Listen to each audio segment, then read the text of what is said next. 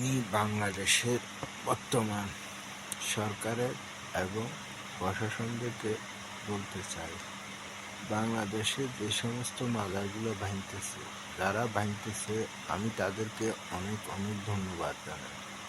কারণ যেই সমস্ত মাজারগুলো ভাঙতেছে এই সমস্ত মাজারগুলা আরও ভাঙা প্রয়োজন আছে। তবে শুধু মাজারের রজাটা রেখে আর বাকি সম্পূর্ণ সব কিছু ভেঙে ফেলানো উচিত।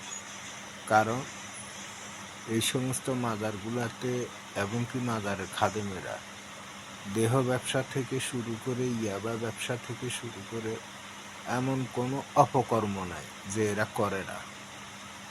বাংলাদেশের রাজনীতিবিদেরা কি ধরনের রাজনীতি করে আমি জানি না, তবে তার চাইতে বড় রাজনীতিবিদ হচ্ছে এই সমস্ত মাজারের খাদেমেরা।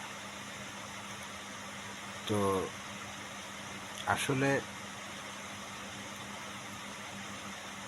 মাজার ভাঙা, মাজারের কোনো অলি বলি যায় নাই যে আমার নামে একটা ভবন করি, সেখানে বড় করি, তোমরা ক্যাশ বাক্স টাক্স নিয়ে বসে থাকো, তোমাদেরকে টাকা দিলে সেগুলো খাইবে।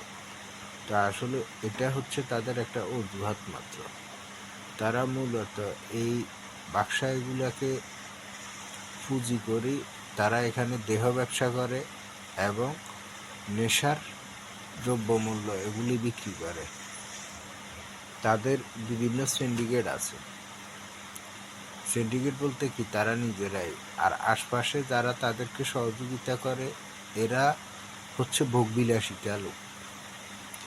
এরা তাদের এখানে আসি দেহ ভোগ করে যায় মেয়েদের, আর যার ফলে তাদেরকে সহযোগিতা করে সর্বস্তর সব রকমের সহযোগিতা করে থাকে, যাতে করে তারা কোনো রকম কোনো সমস্যায় না পড়ে, সেগুলোও দেখাশোনা করে।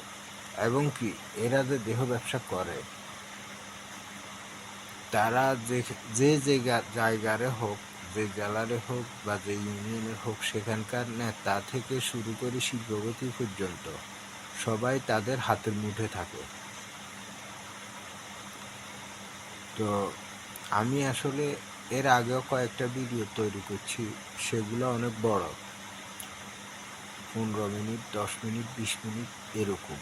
এই ভিডিওগুলা ইউটিউবে ডাউনলোড করা যায় না, তাই আমি ছোট আকারে ভিডিও করে দিতেছি, সামনের দিকে আরও দিব।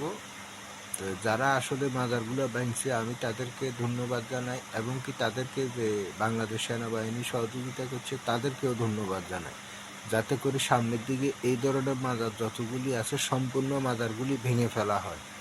ওকে, ধন্যবাদ। আসসালামু আলাইকুম।